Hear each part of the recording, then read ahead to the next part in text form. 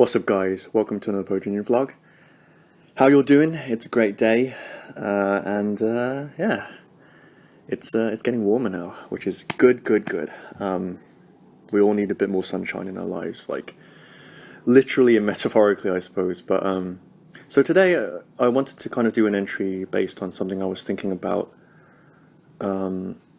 this morning, actually, on my kind of walk. I do like I've got a park right next to my flat, and I kind of go there in the mornings and take a little walk. But I thought of something that kind of, I suppose, underpins all of what I've talked about, and just generally what is being talked about and has been talked about in the field of spirituality, right? And it was a very profound thought, and so I kind of wanted to talk about it. It's basically about reincarnation. That's kind of what I want to talk about in this entry. But reincarnation as it kind of relates to everything in your life. And it's one of those things that, you talk about reincarnation, like you're at a party or something, or like you're with your friends who might not necessarily, be too interested in this kind of thing. They might be more kind of realistic people, scientifically minded, but it's not the kind of thing that you bring up, in that kind of a setting and expect people to be like, I don't know. I guess people have all kinds of opinions on it. It's kind of a contentious issue, like a contentious topic. What happens after we die, right? And I don't profess to know like the absolute truth. Definitely not. But like, I had a kind of a novel thought on it. Not novel in the sense of like, I think other people, other spiritual teachers have talked about this, but for me, like, it was kind of my own. The first time I had such a deep and profound kind of insight into, like, this whole kind of circle of life, death and rebirth type of thing that we're in, and ultimately, I mean, whether or not you however you view reincarnation, whether or not you actually believe in it, you can't deny the fact that there is a continual propagation in our species and in any kind of species of the earth, where like things are continually being born. We're reproducing, and we are giving birth to new human beings, all the time. It's happening at an accelerated rate. In fact, the global population is ever increasing.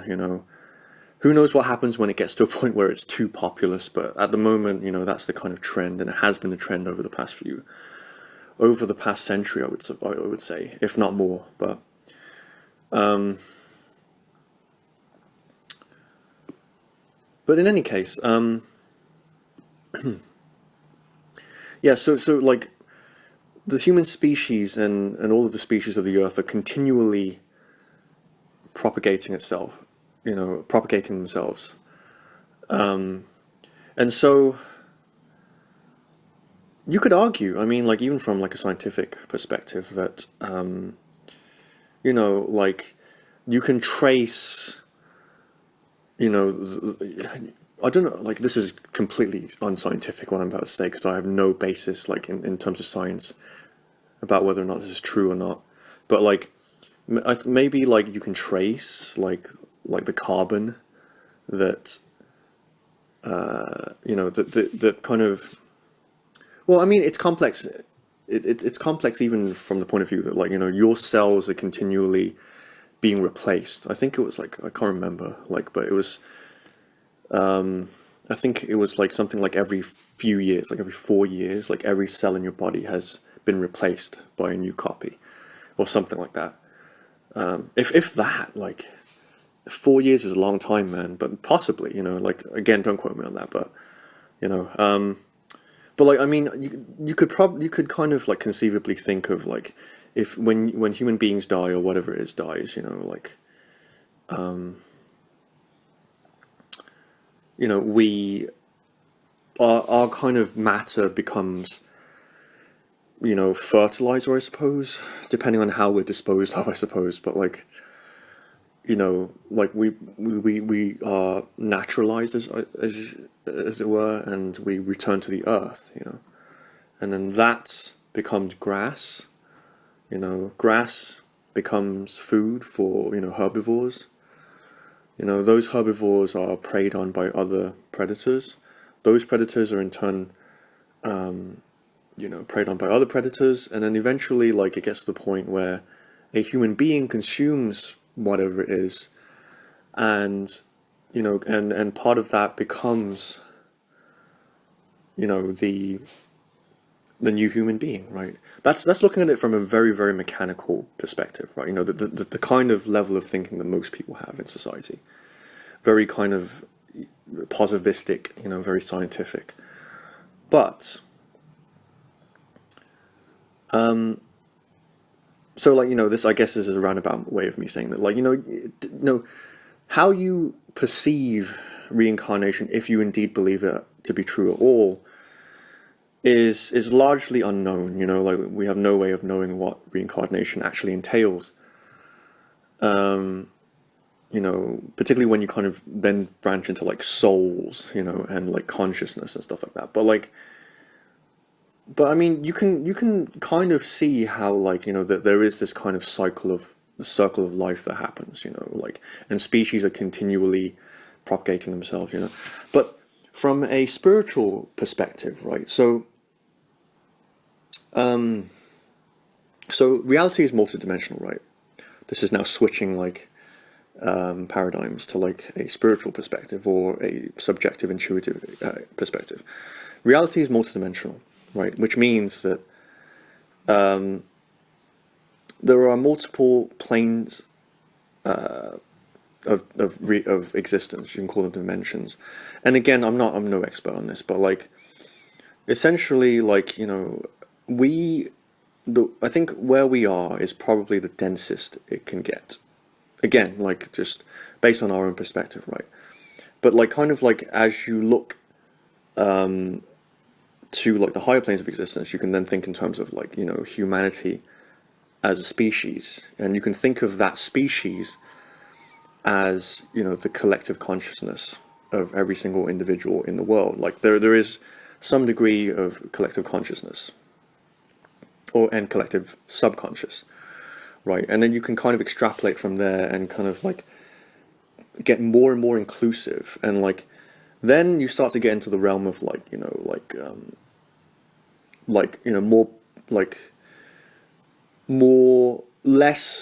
more immaterial types of patterns, right? Like, you start to get to, like, kind of universal, like, laws that we might observe in, like, science, physics and stuff of that nature. And then, like, it gets to the point where, like, you can't even describe it linguistically, but, like, anyone, I guess, in the spiritual field has probably come across the idea that reality is multidimensional, and that when you really come to feel it, because, like, I guess this is true in my case, and it might be true for anyone watching this, but, like, the way that I feel the multidimensional reality is just that, like, I can prognosticate, I don't know if that's the right word, but, like, I can kind of try and analyze and extrapolate, linearly, logically, how, higher dimensions might look, right? But, like, it's more that, like, when you awaken and when you start to consider, higher realities, and that kind of happens viscerally as you kind of, like, coming into your own power and realizing things like, like, there's more to life, there's stuff that myself and other people can think about that kind of goes beyond this mundane existence that we live, where it's just, like, eat, like, food and like cars and stuff of that nature. Like, even, like, ideas like, finance, business, there are things that kind of that kind of go that are kind of even further departed from those ideas, which are abstract themselves.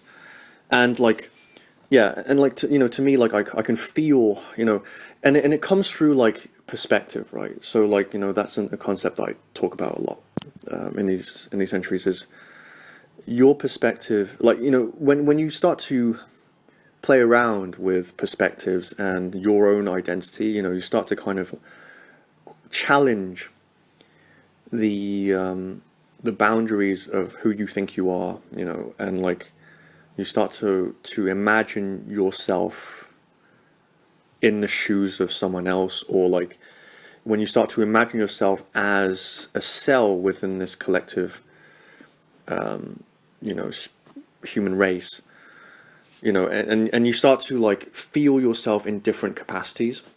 You start to envision yourself, from different, viewpoints, really. Then you start to feel the multidimensionality of the world. Particularly when you start to realize that all of these dimensional layers are true, right? Because you can go from being in a state of, or you can go from from a higher dimensional perspective, and be viewing yourself as, a cell within. You view yourself as humanity, essentially, or you view yourself as the planet, or you view yourself as a certain idea. And when you do that, and then you inevitably kind of go back to your own individual perspective, you realize that these are all different. They're all different, and moreover, they're all true. Because the more that you kind of go between these multidimensional planes, you discover that they're always there, and you can access them all the time, but they're different. This is where we get into things like we get into kind of weird stuff like paradoxes, and contradictory truths, where like on one level, like everything is chaos, like everything seems to be like happening to you, and you're like kind of a victim of life. But on another level, higher up, you see everything as as kind of order, perfect law and order. It's happening as it should be. Because it's all part of this cosmic dance, I suppose. Yeah, my point is, like this, as you kind of go on your spiritual journey, you can start to feel and experience the multidimensionality of reality. So reality is multidimensional, and so the fact that we are here, is it kind of begs the question, like where did we come from? And like a lot of people, including myself, like always like have this on our minds. Where did we come from? Like how did this existence begin? Was it the Big Bang? Like what caused the Big Bang? And how can we reconcile like this kind of mechanical understanding that we've been building through science, and empirical observation and experimentation, to get like with like this kind of like inherent intuitive knowledge that we have, like this feeling that we can tap into in certain states when we kind of feel this thing that we call oneness, in the spiritual community. And we can tap into things such as the Akashic record, where we can kind of intuit a lot of what happened in history without having been there. Like people in the spiritual community talk about out-of-body experiences and kind of like astral travel, and this is even in dreams, right? Like this is what is happening, is like we are accessing something that is seemingly disparate or separate from our kind of daily sensual input, from like just like sight, smell, or audio, listening. And we see all these weird things that we can't really, describe or explain from a positivistic, like a scientific kind of a mechanical, paradigm, right? But like, so like, where do we come from? And like, ultimately, it has been discussed, and I have also kind of talked about this. Like, there are, I guess, I'm a bit iffy with the way of this way of describing it, but it does kind of make sense. Is like, we are higher dimensional beings that make contracts that to enter a physical existence, right? So in essence, like, we project ourselves from a high dimensional reality, ultimately from, like, the unified field of oneness, you could say, like the very top, dimensional reality, source perspective. We project ourselves into the third dimension, right? And that is ultimately so that we can experience duality, right? Because in this existence, there is a push-pull, there is a swinging, there is a pendulum between, like, essentially desire and suffering, joy and pain, happiness and sadness, however you want to look at it, like, basically, like, we're here to experience the oscillation, the fluctuation between those two states, I suppose you could say.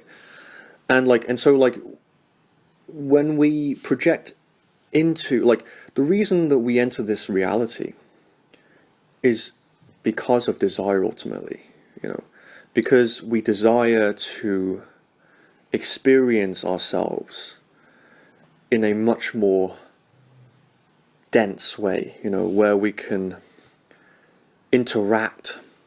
So, you hear many spiritual teachers talk about how, like, we're all kind of projections of the divine, right? So ultimately we all come from the same source, but undergoing the illusion, people call it the illusion of separateness. So that, like, when I punch someone in the face, I don't know why I went for such a violent example right off the bat, but like, or like, if you embrace someone, it feels from this perspective, that you are separate beings, right? But ultimately, we all project from, this kind of, like, higher dimension, such that we can have this interaction with ourselves in another, right? So ultimately, like, why would anyone, from this perspective, right? Like, why would anyone want to live this existence? Because, particularly in our society, we like to focus a lot on, like, pain and suffering and, like, and like betrayal and, like, governmental problems and, like, environmental destruction and conspiracy and all of these like, these kind of, like, victim stories, and we like to, and like, from that perspective, it's like, why the fuck would any being want to opt into this existence when it's so fucking dense, it's so painful, why would anyone want to do that, right? But, like, and we forget ultimately, and we can remember, and that's kind of, I had, like, a kind of a snapshot this morning, about this, that's, like, the reason we opted into this existence was because of a pull towards wanting to experience a more denser reality, where we could experience the ecstasy of overcoming the contrast that we are born into. And contrast is an idea that, I've talked about, a lot of other spiritual teachers talk about. Duality, contrast. To overcome the pain and the disconnection of being lost, because we're in such a dense reality that, like, it's so easy to get lost, to lose oneself, to feel disconnected, from ourselves, whatever that might be, right? But, it's more of a feeling, this feeling of emptiness and, like, desperation, nihilism, to go from that state to a state of, like, orgasm, orgasm, joy, compassion, inspiration, excitement, innocence, you know, that journey. And like, we all feel it, you know, we don't always remember it because, you know, when we're in the contrast of like not having ourselves, you know, it's very difficult to be like, oh yeah, like, no, like I'm going to experience something joyful at the end of this. Like, you know, no, it doesn't work like that from a 3D perspective. But ultimately, that is why we're here, right? In order to experience ecstasy, you know, self-actualization, the fulfillment of oneself in this 3D reality, we must necessarily come from a place where we don't have that, right? So contrast is ultimately a state of not having what we want, right? So ultimately, we begin as these beings without polarity, right? And as we begin to like desire, that's ultimately what, you know, if you want the thing that causes high dimensional beings to project into 3D beings, it is desire. That is ultimately it, you know, it is desire. That is what pulls these beings, you know, which we are ultimately you know, these beings reside within us, you know. It's like, it's just like, you know, in the same way that you would identify a physical body as being like flesh and like eyes and brain, like, you know, our consciousness, I guess, is, and like, you know, we access like this higher consciousness when we're in like, you know, higher vibrational states.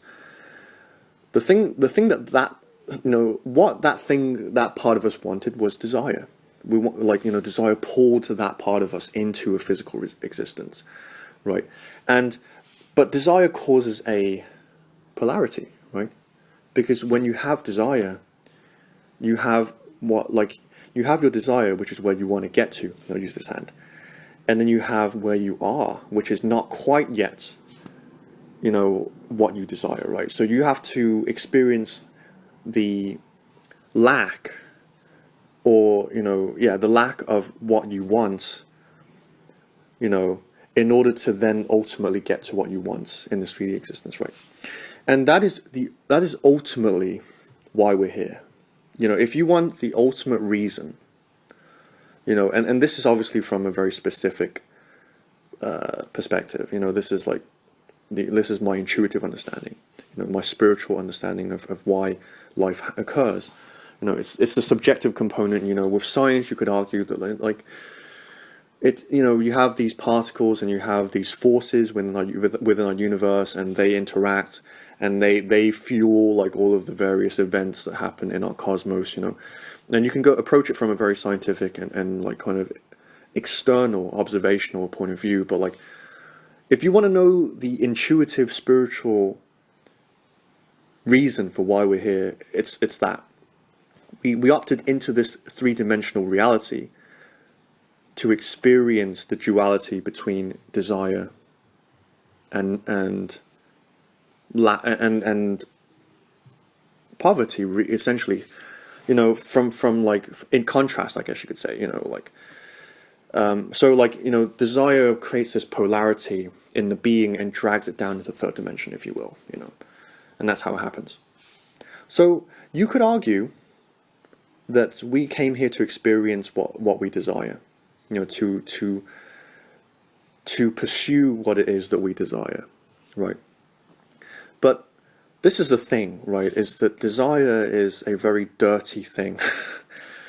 Like, you know, in the same way, lots of things, you know, in our reality, you know, in our lives as human beings, like, you know, there are certain things that are kind of like very contentious and controversial and like taboo even, you know, and, you know, and desire is I guess the kind of umbrella thing that kind of encapsulates a lot of these things, you know, like sexuality is one of them, right? Sexuality, even passion, you know, like a lot of people in, like, you know, parts of society are disdainful towards passion, you know. They think that passion is dangerous, you know. Like, And like a lot of all of this can be, like I said, kind of grouped under this umbrella, kind of phenomenon of desire, right? It is this pull, that exists in every human being towards something that they want, right? And I guess it's very, very contentious, right? And I'm going to give my perspective in this video. I believe that people should go in the direction of their desire. And I believe that, a lot of spiritual leaders and like people who are awakening, conscious people are slowly beginning to go in this direction. If not them, if not our generation, the next generation, The thing about contrast, right? So we come into this existence to experience contrast ultimately. It is in order to experience what we desire. Contrast is a byproduct, you could say, of desire. Because we desire something, there is a polarity, there is a pull that is created within us. And when we are pulled in one direction, there is an opposite, like there is a side of us that drags along with it. So like a polarity is created, right? And with that polarity comes choice, I suppose, or comes, a kind of bifurcation, I guess you could say, of outcomes. You can either go in the direction of your desire, right? Go in the direction of your desire, or you can remain where you are, right? And the thing about contrast is that if you choose to remain in contrast, right? If you choose consciously or subconsciously to kind of abstain, to shy away from desires, you're stuck in that contrast, and that resistance or like that kind of being stuck in contrast creates even more contrast, right? So like the contrast creates even more contrast. Contrast begets more contrast. Resistance begets more resistance, right? Because you don't let yourself get what you want out of life, because you defer that and make excuses, right? So this ties everything together, because it's like, why do people have like these complexes and like mental disorders and like, illnesses, and like all of these disorders come up, for us, right? Well, it's because like we have this split within ourselves. When we say, I'm not, like, I can't have what I want, or like it's too dangerous, or whatever kind of rationalization comes from us feeling unworthy to pursue what it is that we want, right? It creates a split within us, right? And we feed into our subconscious self, which with more and more stuff that becomes subconscious. So like, with lying, what happens when you lie, right? When you lie, it means you have to lie more, right? Because when you lie, you have to lie more in order to sustain the lie, because like that lie is always going to be there. So like, when you're at the risk of being found out for that lie, you have to make up more lies necessarily in order to cover up for that original lie, right? The same is true of contrast, right? So like essentially the subconscious mind is essentially what happens when we lie to ourselves. And when I say lie to ourselves, I mean when we obstruct ourselves from meeting our needs, going towards what we desire, right? We create this part of us that basically we become subconscious of. So like we don't even realize like that we have this need, right? And so like, and this is how psychology works. This is the psyche, right? We create these personas and these kind of egoic structures that are manipulative and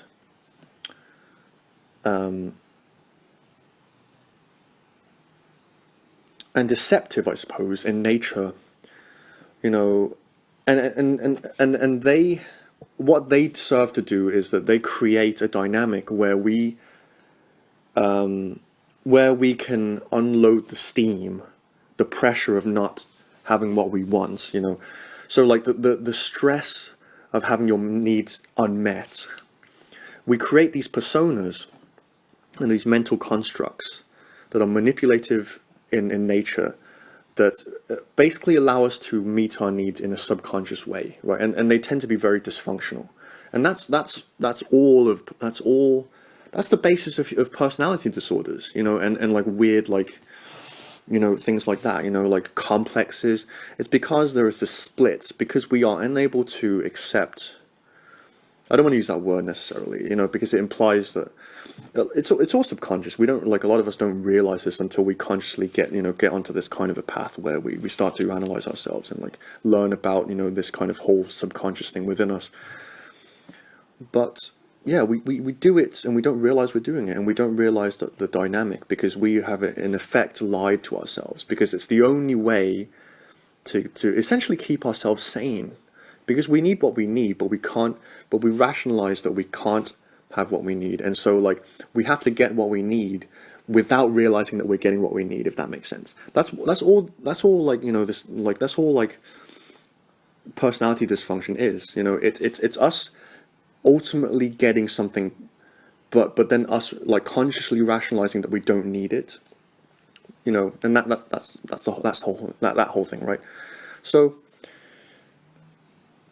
contrast begets more contrast, right? And we're at a period of time when like there is a lot of contrast, aka there is a lot of resistance from people in the world who are like continuing to ignore what their needs, and like, like, oh no, I must be sensible, I have responsibilities, the world is a scary place, I need to look after my finances, I need to be, responsible, I need to be celibate, I need to be pure, I need to be wholesome, and whatever it might be, right? There's a lot of people who live lives of unfulfillment, essentially. How do you know if you're going in the direction of desires? Fulfillment. It's not that complicated, it's like, it seems complicated, but it really isn't, How do you know if you're on the right path? You feel fulfilled. It's that easy. And it's a feeling, it's not a thought, it's not like an abstract kind of idea. You can abstract it, but like ultimately it's like, what's the litmus test for whether or not you're leading a fulfilling life? If you feel good about yourself, if you feel fulfilled, right? So there are a lot of people who are unfulfilled, but they make the fact that they feel unfulfilled subconscious, so they don't realize that they're unfulfilled. That has already been suppressed to the point of subconsciousness, right? Or unconsciousness. And so like they have all of these rationalizations, like, oh, I need to look, I have responsibilities, I have kids now, that's a big one, I'm too old, blah blah blah, the government is stupid, there are too many fucking idiots in the world, and blah blah blah blah blah, right? And all the time they're subconscious. They don't realize that like it's because they are unfulfilled, because there are these demons that keep them away from like getting what they want in life, right? I have them, like I'm sitting here like kind of like pontificating, but like, I have them, and I'm trying to kind of get rid of these demons, and I'm realizing, I'm, I guess, sweet talking my subconscious out of hiding, right, kind of a thing. Like that's kind of my daily thing, right? I'm trying to do, and it's what like we conscious people are trying to do, is to realize, or we already realize it, but like we're trying to rescue ourselves, essentially, in the good way. We're trying to inspire ourselves with the empowerment to pursue what we desire in life, to be fulfilled, because that is the ultimate purpose of your life. I say that with such authority, but it's not meant to be like that. It's just like, when you really think about it, like the only reason why we're here, the only reason why, when we were higher dimensional beings projecting into this 3D existence, was to experience what we desire, right? So that is the ultimate purpose of why we're here. So everything else is secondary, right? But again, there are so many people in society who don't realize this, right? And so like we're in a period of time when like the contrast is so great that it is pulling more higher dimensional beings down, right? This is essentially you and I, again, don't quote me on this, this is just my way of thinking of it. Like I don't, So I don't like to think of myself as like some superior being or something, but like this is your indigo children, this is your crystal rainbow children, these are your like intuitives, your highly sensitive people, your spiritual people. These are the enlightened and conscious people that are influxing into our reality so quickly and with such scale right now. It's because it's needed, right? Because there's so much contrast and density right now, because of all the resistance that like humanity collectively has, that it's pulling all of these higher beings, these conscious beings, to come and to stabilize the consciousness. So our jobs as conscious people is to get people to align with their fulfillment and desire. That's why we're here. We come into this existence, we're like, fucking hell, look around. People are like dying. They're slowly fucking dying. Their bodies are decaying. Their minds are atrophying. Like they're so unhappy, and they go about their lives that they kind of like go through the motions, but like there's no life. Like society, like there are just some parts of it that's so dense and like just hopeless, steeped in despair, that like you're looking around like, fuck, I got to do something about this. And that's why we came here. That's why we came here, is to show like all of these people at this crucial time where there's so much contrast, probably more contrast and density than there's ever been in the history of humanity, I suppose. We came down to show these motherfuckers how to fucking live heart-centered lives, and how to stop fucking worrying about shit doesn't fucking matter, and be like, what the fuck do you want to do? What do you want to do? No, I don't care I don't care who is saying no to you. I don't care what your circumstances are. I don't care what your rationalizations are. I don't give a shit. I'm here to show you how the fuck, to connect with what you love. Because you know what? It's killing you that you don't do that. So I'm here to show you how to do that. And that's why there's so many of us right now that are awakening. It's because it's needed. There's so much contrast that's dragging us down into this density. And our job is to purify, I suppose, to unravel this density, so that the humans of planet Earth find alignment, and there's less, and then there's a kind of expanding, there's a kind of disentangling of this density that we feel right now, right? So ultimately, right, when we fulfill what it is that we came down here to do, which is to move in the direction of a desire, or a desire, a passion, whatever you want to call it, that is when our contract is over. That is when we can safely go, fall back into the higher dimensional planes of existence, right? So this is the interesting thing. This is actually the thing that I realized, right, is that we are here to fulfill ourselves. We're here to fulfill ourselves. That is literally it. It makes perfect fucking sense when you think about it, right? We came here to fulfill ourselves, to experience all that we desire. That's why we came down here, right? Of course, disclaimer, because we're in a world of contrast, and we're not islands unto ourselves, it's also it goes deeper than that. Basically, it's not as simple as just go in the direction of what you love. That's the ultimate direction you move in.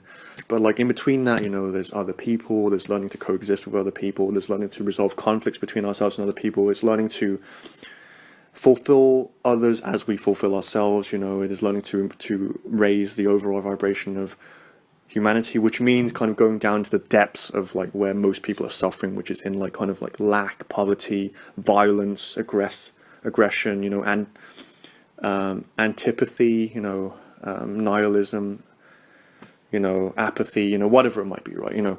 So there's a lot to it, right? But ultimately that's the reason. That's the ultimate purpose, is that we are here to fulfill ourselves and each other,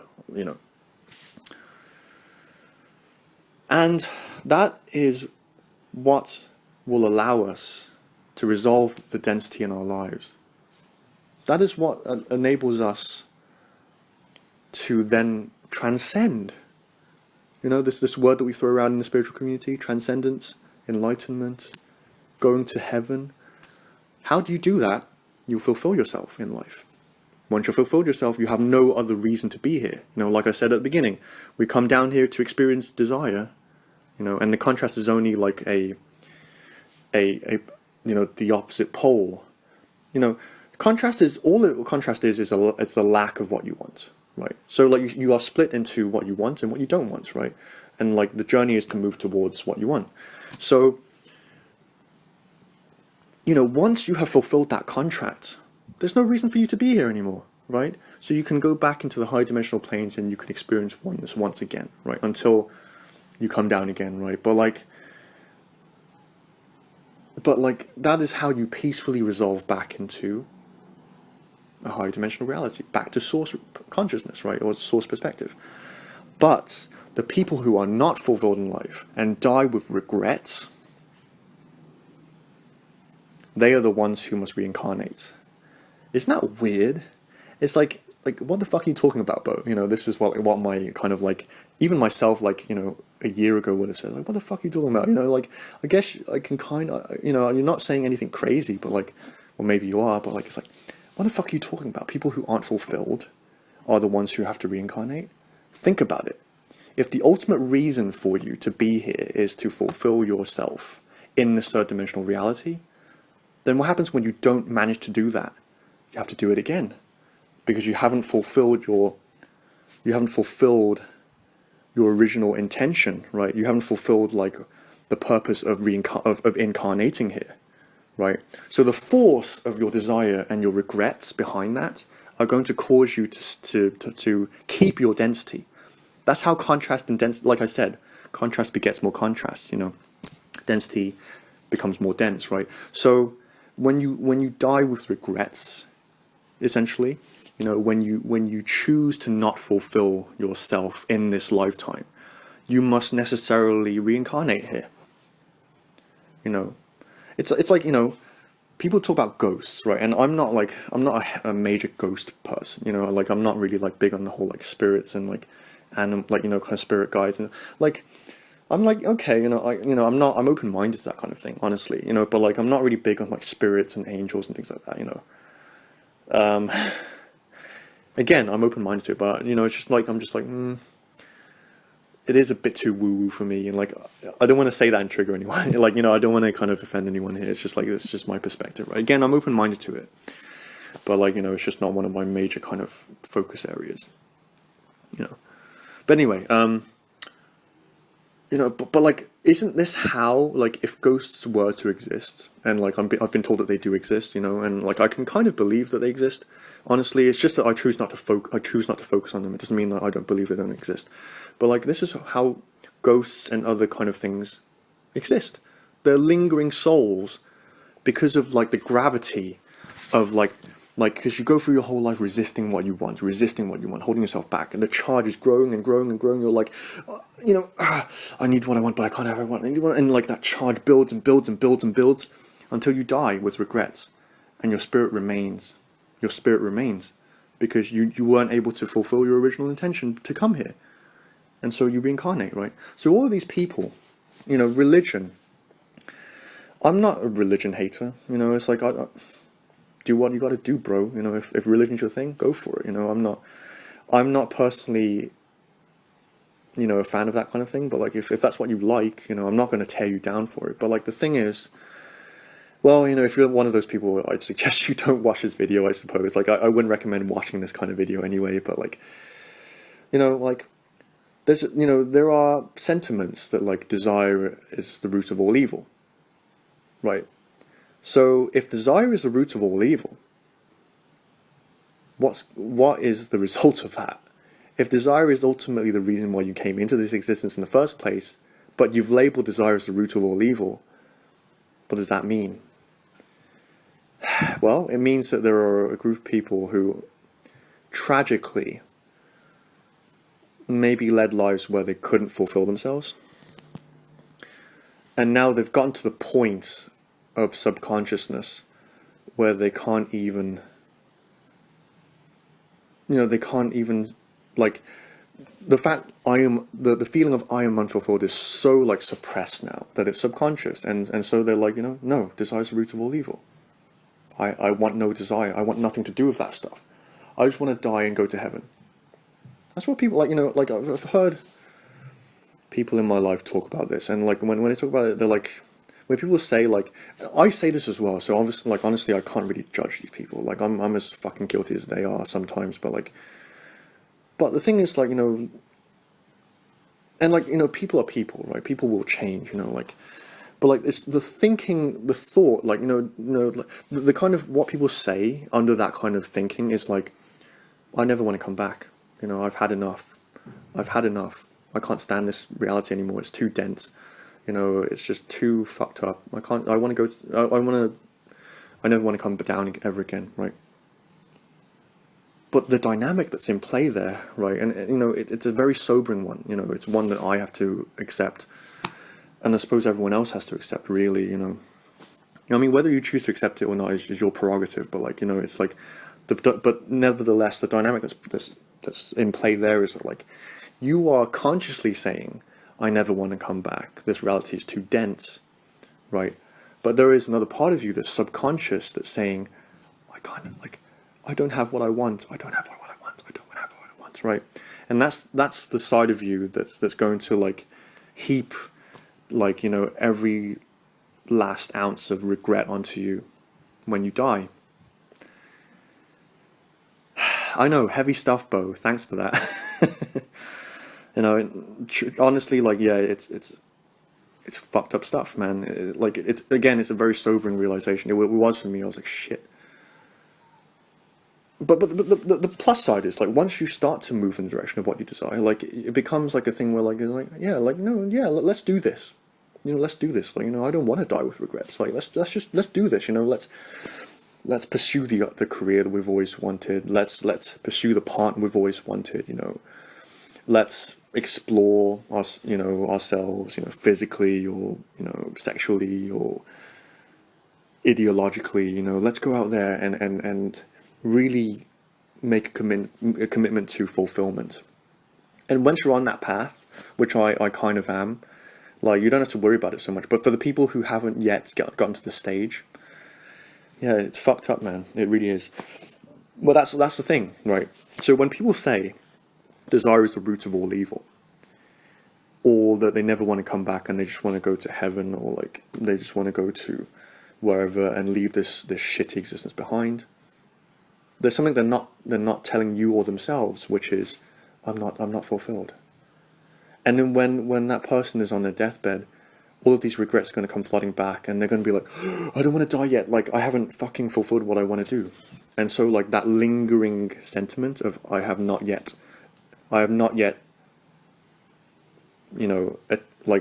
obtained what I wanted to obtain. Guess what's going to happen? With that kind of a charge in that person's soul, they're going to come back. And like, it's going to be this continual cycle. So it's ironic, isn't it? It's the people who are like, I'm done with this life. I don't need this shit. I don't need this fucking shit. Like, who needs money? Like, who needs fucking sex? Like, who needs whatever, man? Like, I'm so done with this life. They might not say like that. That's kind of like a bit caricaturish. But like, people who are like, I know that everything is an illusion. I know that everything is fake, and it's like, yeah, on some level, right? But like, at the same time, we did come here to fulfill ourselves. Whatever that might mean. Who knows? Like, it's scary. Like, I myself may not ever fulfill myself to the capacity that I can peacefully die, and and not have to reincarnate. But like, but that's what happens. It's ironic, isn't it? The people who say that they don't need it are the ones who are most likely going to come back. Whereas the people who do fulfill themselves can peacefully die. I mean, I had this realization today, but it makes perfect sense to me. And so, like, I thought I'd share it with you guys, So, yeah, like, if there's any mention in his videos, like, I hope you guys are on the path to fulfillment. I hope you are like doing what you love, and like going in the direction of what you love and what interests you and what excites you and what inspires you. Because if you do that, you're on the right path. You're doing exactly what you came down here to do. Right. And whatever happens will happen, like shit will still happen, like you'll have loss, you'll have pain, you'll have like periods of depression and despair, but like as long as you make that a commitment of your life, you'll do fine, And I hope that anyone who is watching this who doesn't yet have that, can slowly begin to like pull yourself out of like the chasm, I suppose, of like it is insensitivity, but like I don't like that word because it sounds judgmental, but like I hope you all realize, that do what you love. Like, please do what you love. Please, I want you to. Like, I want you to experience so much happiness in your life. I want you to be happy. I want you to be healthy. I want you to be wealthy. I want you to spread your passion and joy to the world, because that's what you came here to do. And yeah, so that's really the message. It's great. And yeah, so that's my message. It's quite poignant. You know what? Like, I mean, I wanted to save this for another episode. I probably will, but like, just like what does that entail? Like, really, it's like, it is what people say a lot, which is like things like health, wealth, relationships. That's all it is. It's like it's getting rid of the stuff that doesn't matter. Really, that's what like my journey is. That's what really is the journey to like fulfillment. It's like getting rid of stuff that doesn't matter and it is stopping you from being happy. Even if it's sensible and and the right thing, for this, like people will say all kinds of bullshit, even like even we will, to ourselves, we'll justify all kinds of stupidity just so that we can avoid like, being courageous enough to be like, no, like this has nothing to do with what makes me happy. I want to do, I'm here and like I should focus on what makes me happy. I started jogging recently again, and I've decided to jog. I've also been trying to eat healthy recently. Like, it's been on and off with me, over my lifetime, but like recently I've been like, I'm making a commitment, I still eat junk food, I still eat stuff that I want to eat, because let's be honest, like, there's some food that makes you happy, and salad is not one of them. What do you want me to say? Like, why do kids hate salad and gravitate towards cakes and sweets and like stuff like that? It's because that stuff, it may not be healthy for you, as it may not be as nutritious as like salad or stuff like that, but it's still necessary, like it's more of like, to me, my approach has been like, how to find healthier alternatives to some of these things. Like I've been learning to make my own burgers recently, and like, they're not as sugary, they're not as fatty and greasy, and they're not as salty, and it's great, and like I feel fine after eating them, and I don't necessarily restrict myself from anything, but I just make sure that like, but I have to eat my veg, and like I found a really nice equilibrium in that, and now like I'm like, what, I did an episode ages ago called like how to exercise properly, right? And that's essentially what I'm doing now. Like, I'm not trying to be like, sometimes I don't feel like exercising. Like, sometimes I'm like, exercising kind of hurts, it's like, you have to like, it requires discipline and like effort, and a bit of pain to exercise, It's not like excruciating pain, but like it's not comfortable. Let's just say, what's comfortable? Sitting in front of your computer or TV and watching something on the internet and shutting your brain off. That's comfortable, or going to sleep. But like exercising isn't comfortable, But like you do it because it makes you healthy, and when you're healthy, you're happy, when you're not healthy, like I can attest to this. Like you become like a miserable cunt, basically. Like you get so negative and depressed, and like, and you gotta, if you want to fulfill yourself, you gotta like do what's necessary. You know, like of course you don't like. It's a balance. You know, you don't like become neurotic and like, you know, because like there are people in all different types of disciplines and practices that take it too far because they don't realize why they're doing it. You know, you're trying to find a good balance in your life. That's all that you're doing. You know, that's what I'm trying to do. It's like, I'm not trying to become rich, like really, really rich. I'm not trying to be jacked. I'm not trying to be like the world's healthiest person or like become like a breatharian out of principle. No, like, I'm just trying to find a good balance for myself. And in that balance, you find yourself, and you find your joy, and you find your happiness, and you find your fulfillment, right? And you're always moving towards whatever it is you're moving towards, right? So, yeah, you know, I've been doing music a lot. Like I've been practicing. Like I've been doing my Let's Plays. I'm doing these vlogs. Like I'm still doing that stuff, and like it's great, man. But anyway, this entry's gone on long enough. Like I think I'm going to end this here. It's been a really, really like I'm glad I did this entry. But yeah, so I hope this entry has been helpful. I hope you're still hanging in there, and I love you. You know, oh, you're so fucking cheesy. Shut up. Hey man, like I actually like okay, like I'll leave you this. Like, I actually did a few other entries recently, but I kind of decided not to upload them because like they were really miserable.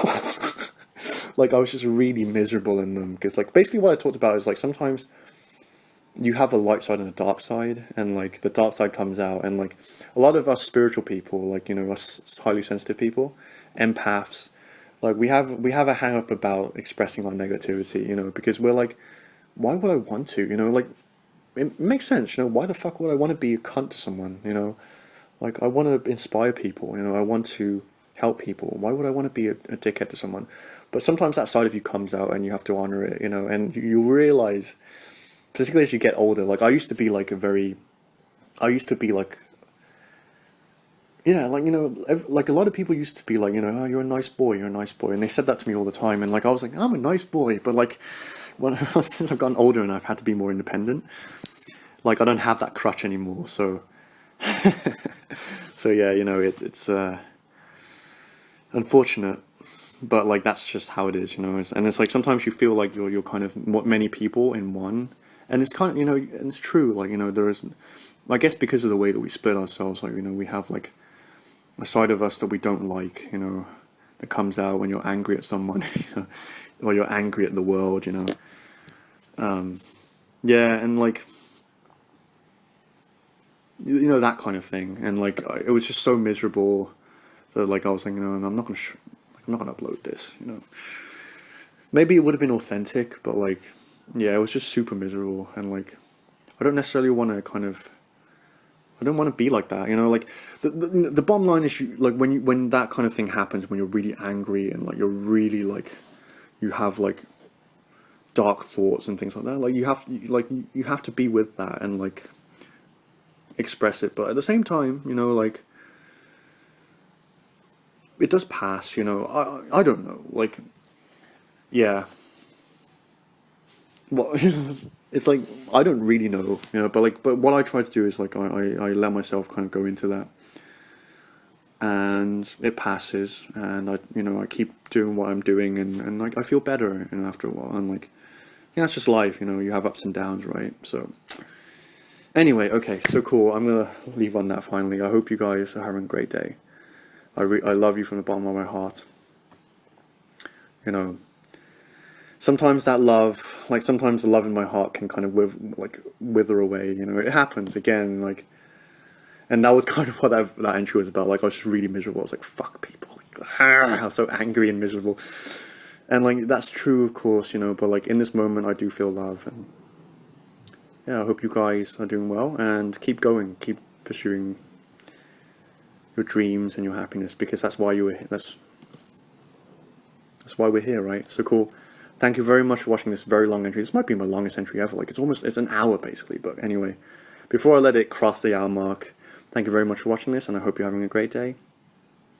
Peace out, guys. Thank you very much for watching.